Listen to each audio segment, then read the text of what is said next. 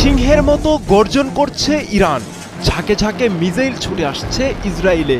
এক হামলাতেই কিছুক্ষণ আগে মারা গেছে ৯ ইসরায়েলি, আহত হয়েছে অনেকেই। ইসরায়েলের পশ্চিম জেরুজালেমের কাছে অবস্থিত বেইত শেমেশ শহরের বাংকারে আঘাত হেনেছে ইসরায়েলের হাইপারসনিক মিসাইল।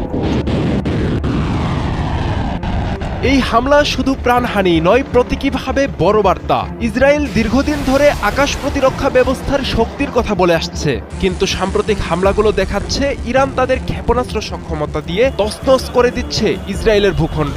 বিশ্লেষকরা বলছেন এটি কেবলই সামরিক প্রতিশোধ নয়, এটি কৌশলগত সংকেত। ইরানে হামলার জবাব সীমাবদ্ধ থাকবে না, ইসরায়েলের ভৌগোলিক গভীরতাকেও লক্ষ্যবস্তু করা হবে। ইসরায়েলের নিরাপত্তা নীতির কেন্দ্রে ছিল ডিটারেন্স বা প্রতিরোধ ক্ষমতা, কিন্তু ইরান ইসরায়েলের ভূখণ্ডে ধ্বংসযজ্ঞ চালিয়ে ভেঙে দিয়েছে সেই প্রতিরোধ তত্ত্ব। ইরানের পাল্টা হামলার পরিধি শুধু ইসরায়েলেই সীমাবদ্ধ থাকেনি। সংযুক্ত আরব আমিরাতে ইরানি হামলায় ৩ জন নিহত হওয়ার তথ্য দিয়েছে দেশটির প্রতিরক্ষা মন্ত্রণালয়। আহত হয়েছে অর্ধশতাধিক। আরব আমিরাত দীর্ঘদিন ধরে